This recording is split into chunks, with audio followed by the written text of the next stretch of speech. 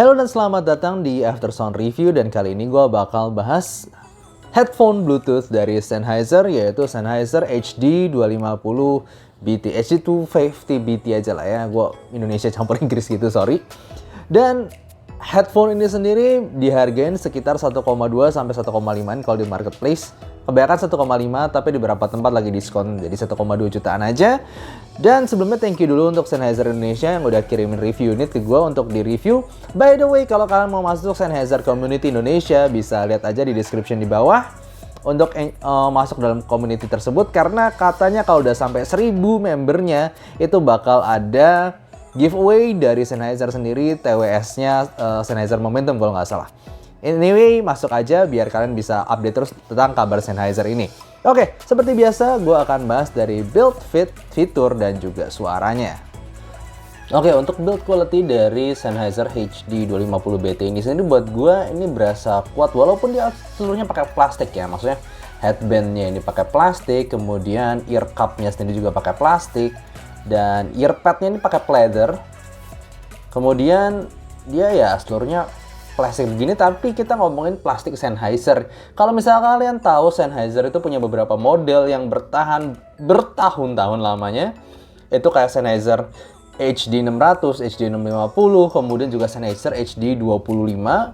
Itu semuanya bertahan dengan baik lama, walaupun semuanya juga pakai plastik. Dan kalau kalian lihat ya, plastiknya ini juga lihat betapa dia itu sangat fleksibel, dan gue nggak takut diginin karena gue udah tahu plastik Sennheiser tuh berasa kuat. Jadi ya secara build quality, walaupun pakai plastik, sekali lagi gue yakin ini cukup bertahan lama. Cuman mungkin memang pleathernya ini hati-hati aja, jangan kena cairan yang bersifat asam, ataupun jangan kena tempat yang jangan kena keringat lah, gampangnya begitu.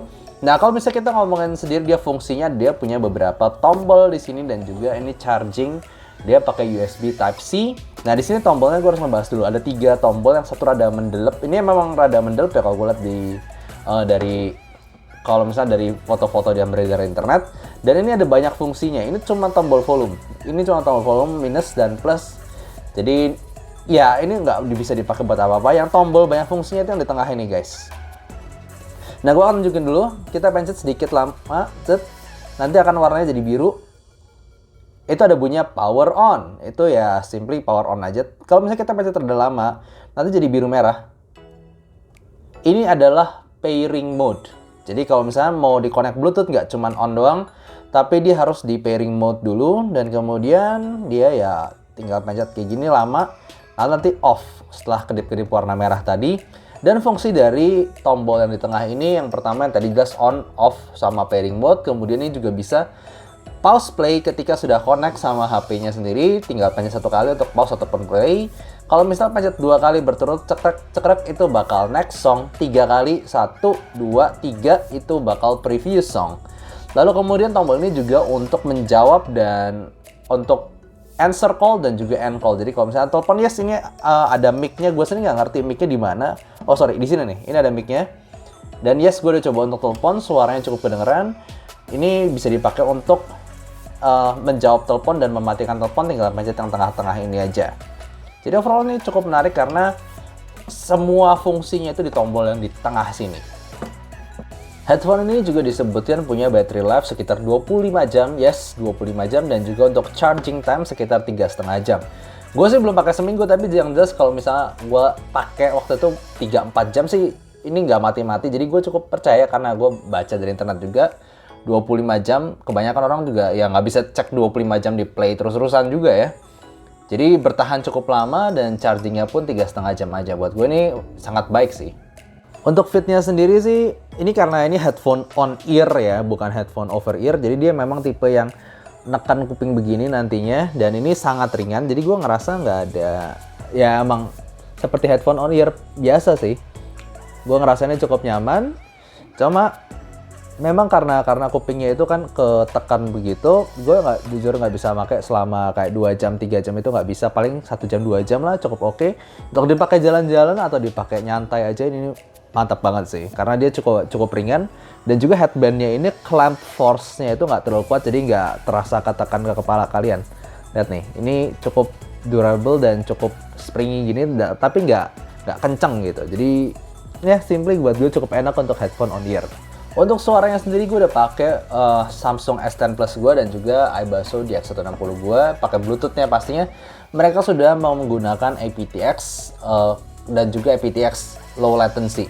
By the way, kalau pakai HP gue sendiri ini memang kayaknya efek dari HP-nya sih. Suara tuh ngebas banget guys. Kalau pakai DX160 ini jauh lebih balance. Jadi walaupun ya HP gue cuma dipakai transport, cuman suaranya tuh ngebas banget. Jadi gue nggak suka pakai HP gue. Jadi gue impresi ini lebih menggunakan DX160 ya. Nah, suara dari si Sennheiser HD250BT ini memang termasuk kategori jelas warm, nyantai, juga ngebas. Kalau misalnya kita ngomong bassnya ini buat gue lebih gede di mid bass sih. Jadi gue denger lagu EDM itu gebukannya bagus dan juga cukup asik dengerin lagu EDM atau lagu pop. Itu gue masih ngerasa bassnya jelas dimajuin. Tapi yang gue ngerasa kurang itu memang kalau misalnya kalian dengerin rock, buat gue ini masih kurang cepet dan juga sub bassnya itu sendiri buat gue kurang berasa, dia lebih ke tebel mid bass. Dan kemudian kalau misalnya kita ngomong secara vokal, ini vokal yang agak mundur sebenarnya posisinya dibandingin bass. Bass memang paling maju, vokalnya agak mundur. Dan ini vokalnya tuh sangat aman. Maksudnya gue nggak denger sama sekali shoutiness atau sibilance. Di rekaman gimana pun, rekaman jadul ataupun rekaman yang ada kasar, gue ngerasa vokalnya itu masih smooth dan sangat-sangat terkontrol. Cuman memang kekurangan upper mid energy. Jadi kalau misalnya dengerin vokal cewek seperti Joyce Chu atau dengan Olivia Ong, dengerin Diana Krall, buat gue itu vokalnya berasa kurang maju, kurang lepas lah, lebih tepatnya kurang lepas, kurang bisa teriak gitu. Vokal cewek itu energinya masih kurang nada tingginya itu masih kurang. Kalau misal dengar treble, ini juga hal yang sama.